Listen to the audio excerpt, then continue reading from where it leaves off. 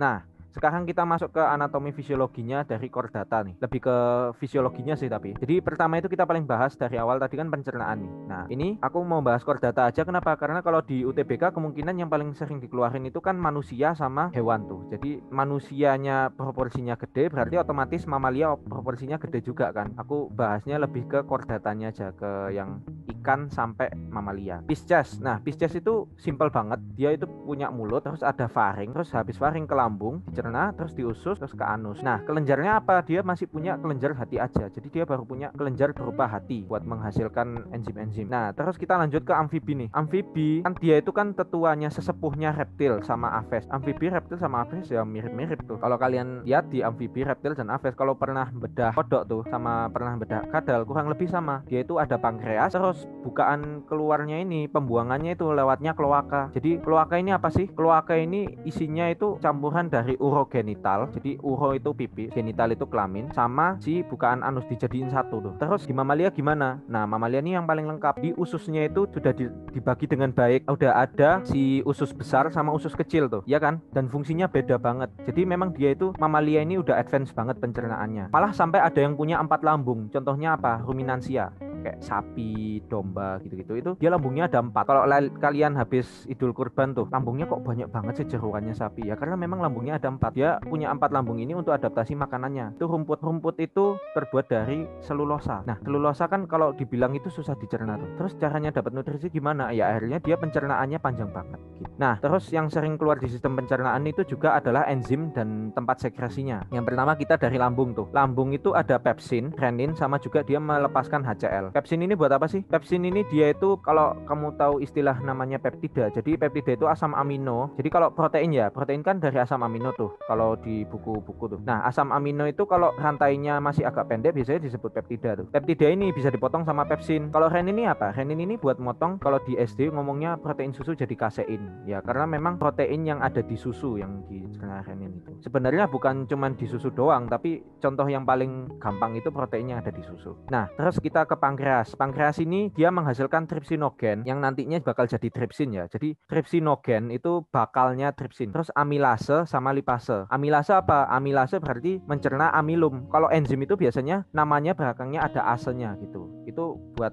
tata namanya enzim. Lipase mencerna apa? Lipid, lemak gitu. Nah, di usus halus ada satu namanya enterokinase. Enterokinase ini yang bakal ngaktifasi tripsinogen jadi tripsin gitu. Dan yang paling terakhir nih, hati, dia itu melepaskan getah empedu. Getah empedu itu apa sih? Getah empedu itu fungsinya itu untuk mengemulsi lemak. Loh, kan minuman itu kan air. Sementara makanan kalian ada lemaknya. Nah, lemak ini kan nggak larut air. Terus gimana caranya dia mencerna si lemak itu? Nah, caranya itu adalah dia itu melepaskan getah empedu yang bisa tanda kutip melarutkan lemak. Si lemak itu tadi kalau ketemu getah empedu bakal larut dan bakal permukaannya itu bakal diperluas sehingga si lipase ini bakal mudah mencernanya. Kita lanjut ke sistem yang kedua, sistem reproduksi. Nah, kalau kalian lihat tuh mulai dari Pisces sampai aves semuanya itu bertelur. Cuman mamalia aja yang melahirkan. Nah, kenapa kok melahirkan ini lebih modern? Karena gini, kalau bertelur kan kalau misalnya telurnya pecah, ya udah berarti anakannya mati. Nah, kalau melahirkan kan si janin ini dilindungi di dalam tubuhnya induk. Jadi anaknya ini aman kayak. Nah, hormon-hormon di sistem reproduksi yang sering dibahas itu ya pertama itu FSH dan LH ya, follicle stimulating hormone sama luteinizing hormone. Itu yang lepasin siapa? Yang lepasin hipotalamus atau kalau nggak gitu nama lainnya pituitari. Buat apa sih LH itu? Jadi yang luteinizing hormon tadi ini fungsinya itu dia untuk memicu sel Leydig. Kalau di laki-laki ya itu memicu sel Leydig melepaskan testosteron, atau kalau di perempuan itu dia akan memicu ovulasi. Nah, FSH itu tadi kan namanya jelas kan, follicle stimulating hormone. Jadi dia menstimulasi estrogen dan progesteron untuk membentuk si follicle tadi, pematangan follicle. Ini juga ada feedback. Jadi dia kan menstimulasi estrogen. Tapi kalau misalnya nggak ada cara untuk mengaturnya, nanti kan berarti estrogennya bakal tingkatnya tinggi banget terus gitu. Terus nanti dia bakal melepaskan follicle terlalu banyak. Nah, itu kan nggak efisien. Jadi gimana caranya dia membentuk sistem feedback? Si follicle ini bakal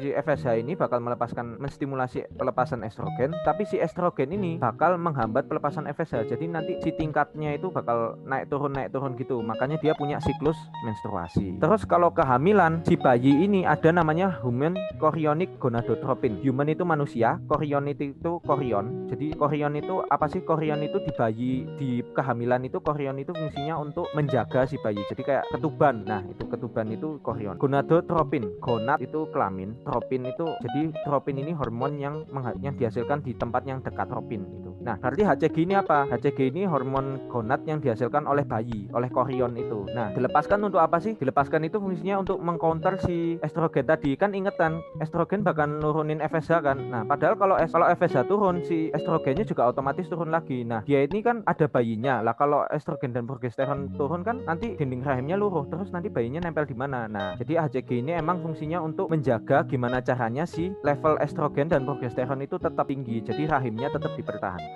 Tuh. Nah, paling terakhir ini ada oksitosin. Oksitosin ini hormon yang dilepaskan oleh hipofisis posterior. Jadi kan ada hipotalamus tuh. Nah, hipotalamus itu di bawahnya ada kecil lagi namanya hipofisis. Hipofisis yang bagian belakang itu akan melepaskan hormon ini buat apa? Nah, hormon ini bakal dilepaskan untuk kontraksi rahim ketika melahirkan. Jadi ketika udah siap waktunya melahirkan itu oksitosin bakal dilepasin untuk nyuruh si rahimnya kontraksi. Jadi mendorong si bayinya keluar tuh. Nah, ada juga masuk ke sistem koordinasi mamalia. Nah, koordinasi ini kita mulai dulu dari sistem saraf ya. Sistem saraf yang paling utama itu otak dan sumsum tulang belakang. Itu dia adalah bagian sistem saraf pusat. Ada juga biasanya istilah yang sering dipakai itu saraf sensorik, saraf motorik. Saraf sensorik itu apa ya? Berarti dia yang menerima impuls, yang menerima rangsang dari luar. Terus kalau motoris apa? Motoris itu motor kan, penggerak. Berarti apa? Dia ini yang bagian memerintah bagian tubuh untuk menggerakkan sesuatu. Terus juga ada interneuron. Inter itu apa sih? Inter itu kan antar. Neuron itu apa? Neuron itu saraf. Berarti interneuron apa? Berarti saraf yang ada di perantara. Fungsinya buat apa sih? Fungsinya buat integrasi. Kalau ditanyain contohnya interneuron itu apa? Ya otak itu. Misalnya otak tuh. Kan kita menerima rangsang misalnya dari tangan. Tangan dikasih sentuhan, terus si saraf sensoris ini bakal ngirim kan ke otak. Nah, otak atau interneuron ini bakal mikir, bakal proses. Ini apa sih? Oh, ini sentuhan di tangan. Terus motorisnya kita apa? Misalnya motorisnya kita menggenggam tangan, menggenggam benda yang kita ada di tangan kita. Nah, itu nanti dia interneuron bakal ngirimin ke motoris. Motorisnya yang bakal nyuruh otot tangan kita buat menggenggam tuh. Nah, kalau kita membahas di selnya, di tingkat selnya, itu ada 3 bagian yang diamati. Yang pertama tuh dendrit. Dendrit itu yang mana sih? Dendrit itu yang kayak serabut, kayak rambutan. Kalau kalian lihat sel saraf itu kan kayak rambutan terus ada talinya gitu kan. Nah, dendrit itu yang rambutnya itu, yang rambutan itu. Terus perikarion itu mana? Perikarion itu berarti buah. Ya selnya. Peri itu kan pinggir. Karion itu apa? Karion itu inti. Jadi maksudnya apa? Maksudnya perikarion itu ya selnya itu, badan selnya. Kan badan sel itu kan mengelilingi inti sel. Dan juga ada akson hilok. Akson hilok itu maksudnya apa sih? Akson hilok itu pangkalnya akson. Nah, akson itu yang mana? Akson itu yang tali panjang itu. Tali panjang itu namanya akson. Di pangkalnya akson ini, di impuls-impuls tadi itu bakal diproses. Terus nanti kalau misalnya diproses, hasil prosesnya baru dikirim lewat akson ke sel saraf yang berikutnya. Nah, ada juga pembagian otak. Jadi di otak besar tuh, di cerebrum ya, itu ada pembagian daerah pemrosesan. Jadi di bagian frontal, kepala bagian depan, itu fungsinya buat apa? Fungsinya itu buat berpikir. Jadi kalau kalian ngitung, lagi nguli matematika, lagi main game, itu yang kerja itu otak bagian depan. Nah, terus juga ada bagian temporal. Temporal itu mana sih? Temporal itu bagian samping, bagian kuping. Fungsinya buat apa? Pendengaran juga, karena paling dekat juga kan. Terus ada lagi yang ketiga parental.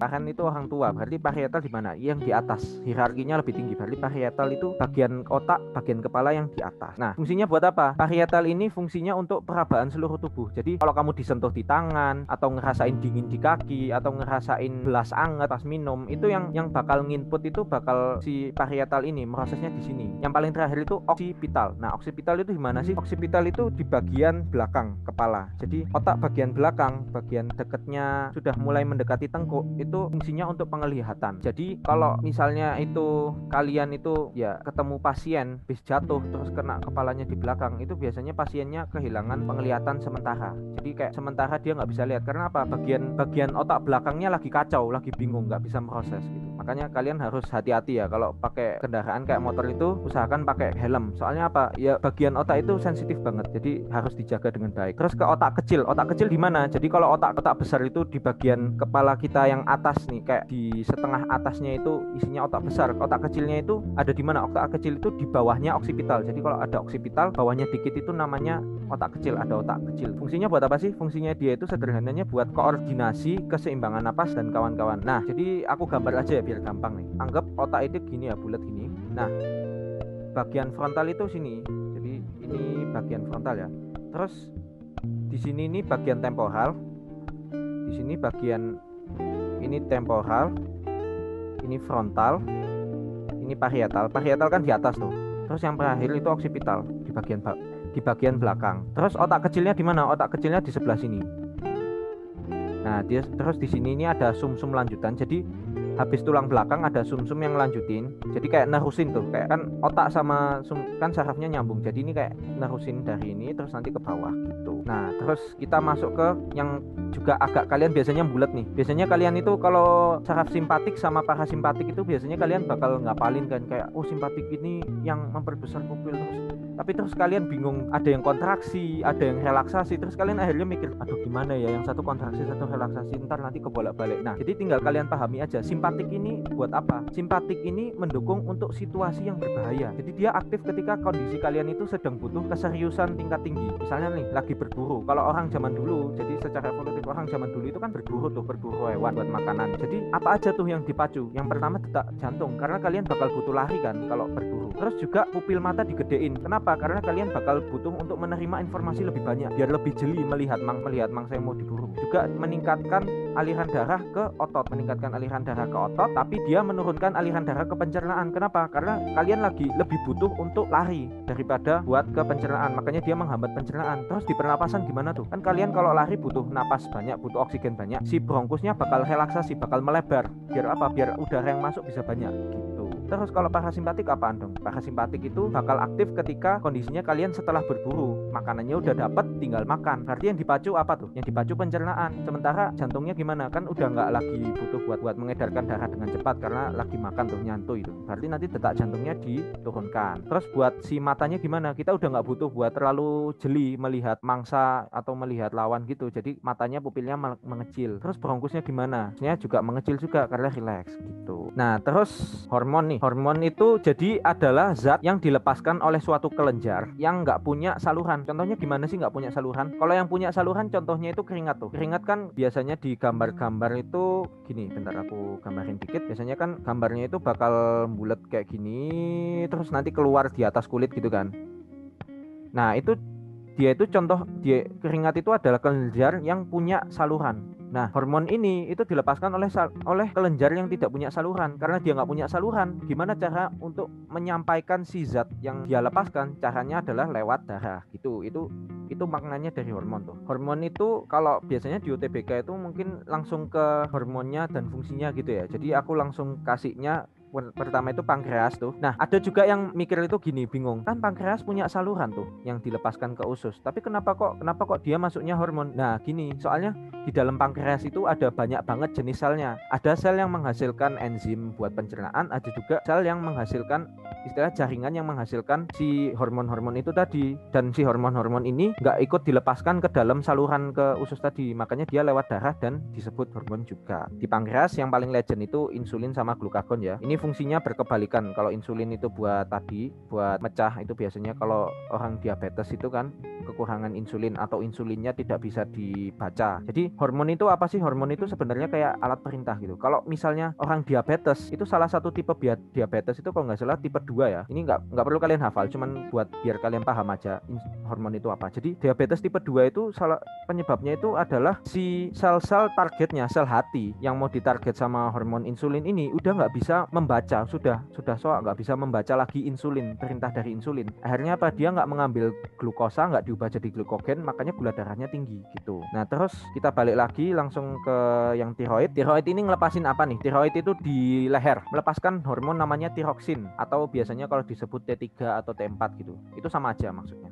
Fungsinya buat apa? Tiroid ini fungsinya untuk metabolisme tubuh. Jadi dia itu mengatur laju dari metabolisme tubuh. Terus dia juga melepaskan satu hormon lagi namanya kalsitonin. Kalsium, tonik. Jadi ini adalah tonik untuk orang yang kalsiumnya tinggi gitu. Kenapa? Ya karena memang ketika kondisi kalsium di dalam darah itu tinggi, kondisinya itu lagi naik, si kalsitonin ini bakal menurunkan jumlah kalsium di dalam darah. Caranya gimana tuh? Caranya pertama itu dia deposisi di mana? Dimasukin ke tulang. Terus ada juga dibuang. Jadi kalau kalian yang pada rajin minum susu tuh, kalau darahnya itu terlalu tinggi kalsiumnya, nggak semua kalsium itu bakal masuk ke dalam si tulang, ada sebagian yang dibuang juga. Tapi yang ngatur gimana caranya si kalsium itu masuk ke dalam tulang itu adalah hormon ini. Jadi biang keroknya dari kalian nggak tinggi-tinggi itu mungkin kalsitonin juga gitu guys. Nah, paratiroid itu anaknya tiroid, jadi deketnya. Para itu deket, paratiroid berarti apa? Di deketnya tiroid. Paratormon ini dia yang melepaskan hormon yang kebalikannya dari kalsitonin. Fungsinya dia ini meningkatkan kalsium darah. Nah, kalsium itu kan tadi kan selain dipakai itu di tulang itu dia punya fungsi lain. Contohnya apa tuh? Pembukuan darah. Terus juga ada fungsinya buat di otot, buat kontraksi. Jadi kalsium ini kan yang pakai banyak. Nah, karena yang pakai banyak di darah ini harus dipertahankan jumlahnya biar bisa diedarkan ke daerah yang dibutuhkan. Kalau level kalsiumnya rendah, misalnya kalian jarang minum susu atau ya punya kebiasaan yang bikin itu si paratormon ini bakal ditingkatkan terus jumlahnya. Akhirnya resikonya apa? Si kalsium yang udah di dalam tulang itu bakal dihancurkan. Dihancurkan buat apa? Buat mengembalikan kalsium di dalam darah. Jadi rajin minum susu itu bukan cuma buat tinggi, tapi juga untuk mempertahankan di tulang biar nggak keropos gitu guys. Nah, terus ada adrenal. Adrenal ini di mana? Adrenal itu letaknya ada di atasnya ginjal. Jadi di atasnya ginjal itu ada namanya anak ginjal. Anak ginjal ini disebut adrenal. Renal ini kan ginjal kan. Ad ini maksudnya di atasnya ginjal gitu. Hormon yang dilepaskan apa? Hormon yang dilepaskan itu epinefrin atau kalau kalian disebut adrenalin. Adrenalin karena apa ya? Karena yang melepaskan adrenal gitu. Epinefrin dan norepinefrin kerjanya buat apa? Kerjanya itu buat denyut jantung, membantu saraf simpatik tadi itu. Kalau pas kalian lagi lomba lari, lagi olahraga atau kalau orang zaman dulu itu lagi berburu ya hormon-hormon yang kayak gini nih yang bakal aktif. Nah, terus juga ada hipofisis. Kenapa aku masukin hipofisis posterior doang? Yang anterior gimana? Hipofisis itu tadi jadi kalau pituitari ya, ada pituitari, terus itu nanti ya si hipofisis ini adalah pituitari itu. Jadi pituitari itu misalnya ini talamus ya, hipotalamus. Nah, pituitari itu ada lagi kecil gini di bawahnya. Ini yang pituitari. Nah, kenapa aku cuman bahas yang posterior? Karena yang posterior cuma ada dua, si antidiuretik hormon ini nanti bakal masuk ke bagian ekskresi nih, ADH ini. Jadi diuretik itu, diuretik maksudnya itu pipis. Jadi antidiuretik hormon yang mencegah pipis kayak gitu. Terus juga ada oksitosin yang tadi aku sebutin itu kan, oksitosin buat membantu melahirkan. Nah, ini nih masuk sistem ekskresi. Sistem ekskresi itu termasuk juga sistem pernafasan ya guys, karena karbon dioksida itu kan juga dibuang tuh. Jadi aku masukin jadi satu, kita sebut langsung jadi pernapasan itu juga ekskresi. Nah, yang paling pertama itu kita bahas dari hewan tuh, dari Pisces. Si Pisces ini sama amfibi ini punya insang. Tapi karena amfibi itu dia metamorfosis kan. Jadi awalnya dia pakai insang, terus nanti kalau dia udah dewasa dia baru membentuk paru-paru. Nah, selain paru-paru, si amfibi ini juga pakai kulit. Jadi kulitnya itu basah kan ya. Kulitnya itu basah karena nanti dia membantu untuk difusi oksigen di kulitnya gitu. Nah, kalau reptil kan dia sudah nggak di tempat yang lembab tuh. Kulitnya udah kering. Jadi kulitnya malah membentuk sisik dan di dalamnya paru-paru yang dibentuk itu sudah bagus. Nah, ada juga buat hewan-hewan yang kayak reptilia yang air, misalnya penyu, terus habis itu ya penyu, kura-kura dan kawan-kawan, itu dia bisa bernafas menggunakan kloaka. Jadi kloakanya ini dia bisa dipakai untuk difusi udara. Karena kan dia kalau misalnya kayak kura-kura itu di dalam air lama banget tuh, kan nggak mungkin dia mengambil oksigen dari air tuh, kan nanti paru-parunya basah. Nah, akhirnya dia menggunakan kloaka. Terus kalau si Aves itu lebih lanjut daripada reptil kan. Aku tadi bilang tadi reptil yang evolusi buat terbang jadinya Aves gitu. Nah, Aves sama mamalia ini cuma pakai paru-paru. Tapi kalau di Aves itu ada tambahan kantung paru. Jadi ini paru-paru 2, terus nanti di bawahnya itu ada kayak di depan sama bawah belakangnya itu ada kantung-kantung kecil gitu. Itu kantungnya itu fungsinya buat membantu dia napas juga, karena dia kan di udara yang tinggi banget tuh. Jadi dia di ketinggian banget. Si kantung paru ini dibentuk untuk apa? Untuk membantu karena ketika dia mengepakkan sayap itu agak sulit untuk bernapas ketika dia mengepakkan sayap. Jadi bagian ini nanti bakal bekerja secara mekanis. Ketika ketekan dia bakal nyuplai ke dalam paru-paru. terus nanti pertukaran lagi, terus keluar gitu. Jadi kantung paru ini nanti fungsinya buat suplai tambahan udara gitu. Nah, terus dari pernapasan itu apa sih yang perlu diingat? Jadi yang perlu diingat dari pernafasan itu hanya berkutat pada difusi, guys. Difusi oksigen dan karbon dioksida. Mau itu insang, mau itu paru-paru, mau insang buku, paru-paru buku, ya semua itu caranya pakai difusi. Terus juga difusi itu memanfaatkan apa? Memanfaatkan tekanan parsialnya juga. Jadi tekanan parsial itu gimana sih? Kayak tekanan parsial itu kayak konsentrasi tapi gas gitu loh. Kurang lebih kayak gitu. Jadi itu memanfaatkan perpindahan dari konsentrasi yang tinggi ke rendah. Terus kita oh ya nih, kalau di darah oksigen itu diangkutnya pakai Hb, jadi HBO2 ya, HBO berapa tuh? Lupa aku.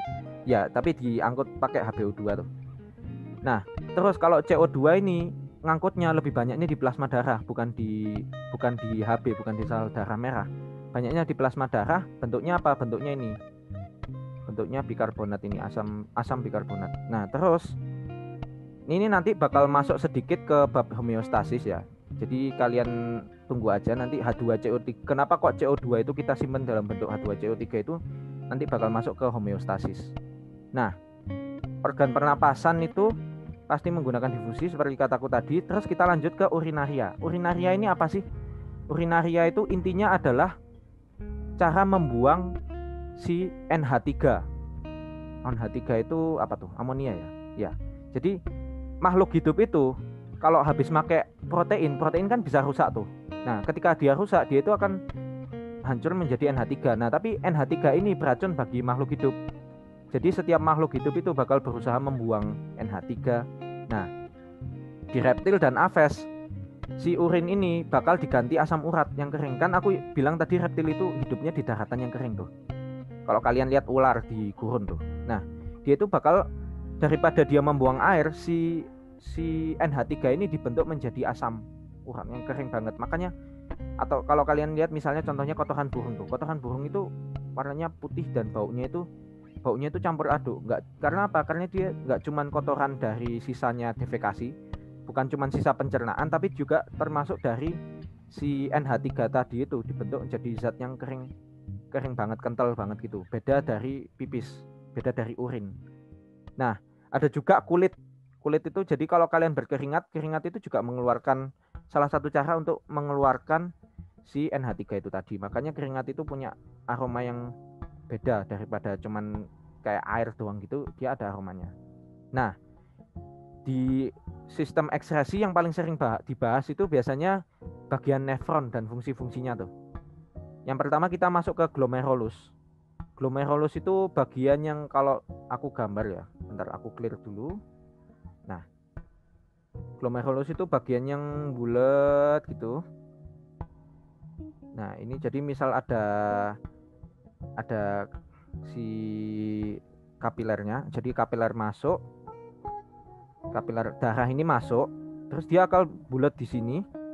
Nah, ketika dia bulat di sini nih, ada namanya kapsula Bowman. Kapsula Bowman ini bakal nangkep si air. Jadi ini ada permukaan kan, ada pembuluh darahnya. Sebenarnya itu nempel ya guys. Sebenarnya nempel, tapi karena di gambar-gambar biasanya dipisah biar kalian bisa melihat bedanya gitu. Nah, nanti si air ini bakal dari permukaan ini, dari darah ini bakal difusi ke dalam sini. Termasuk juga zat-zat tubuh gitu, macam-macam bisa. Nanti dia itu biasanya saringan awalnya itu masih mengandung banyak zat yang penting. Nah, karena masih mengandung banyak zat yang penting, di bagian TKP bakal diserap lagi. Contoh yang penting itu apa? Asam amino tuh. Asam amino kan kecil. Dia itu kadang masih bisa tembus di membran ini.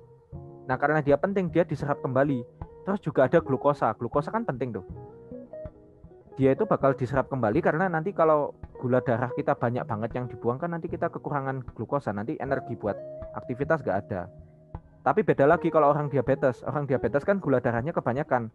Makanya dia dibiarkan di TKP ini penyerapannya nggak banyak. Biar apa? Biar darah itu nggak terlalu kental, nggak kebanyakan gula, gitu. Nah, setelah di bagian yang namanya, jadi setelah di bagian namanya TKP kan nanti ada yang biasanya gambarnya turun tuh. Nah, lengkungan turun ini loop of Henle ini, lengkung Henle ini di sini ini nanti dia ada si pembuluh darah lagi lewat. Nah, pembuluh darah ini ngapain sih? Pembuluh darah ini bakal ngambilin air. Jadi garam dan air bakal diatur di sini. Kan garam itu fungsinya penting buat tubuh tuh. Kalau kalian dehidrasi biasanya minumnya apa tuh? Atau diare itu minumnya apa? Oralit kan. Oralit itu apa sih? Oralit itu isinya ion-ion tubuh. Jadi karena kita kalau diare itu kita membuang air dan ion-ion tubuh melalui feses kan. Karena diare itu. Nah, untuk menggantikan si ion yang hilang itu kita minum oralit atau misalnya Pocari Sweat juga bisa gitu. Nah, sebenarnya regulasi dari ion-ion itu aslinya itu ada di ginjal. Jadi kalau pada normalnya pas kalian lagi sehat, garam di dalam darah itu bakal diatur konsentrasinya di lengkungan ini, di bagian ini. Dia itu bakal ngatur, oh garamnya darah itu kebanyakan, berarti nanti yang diserap sedikit. Karena yang diserap sedikit, nanti air yang diserap juga agak sedikit. Nah, terus nanti kan kalian bakal bingung lah, terus gimana dong kalau misalnya airnya nggak diserap juga, nanti kan bakal darahnya tetap kental dong. Nah, setelah di lengkung Henle ini ada namanya TKD. TKD ini fungsinya apa sih? TKD ini buat nambahin NH3 tadi yang mau dibuang, amonia. Nah, setelah ke TKD ada namanya tubulus collectivus tuh. Tubulus collectivus itu namanya tubulus ya, tubulus pipa, collectivus pengumpulan. Jadi hasilnya setelah menjadi di TKD ini, setelah menjadi yang namanya urin sesungguhnya ya, biasanya disebut urin sesungguhnya. Urin sesungguhnya. Di sini ini nanti ada lagi si di TKD tubulus collectivus itu nanti ada lagi tempat buat nyerap air lagi. Jadi ngatur airnya itu 2 kali guys, diatur di lengkung Henle sama di collectivus gitu.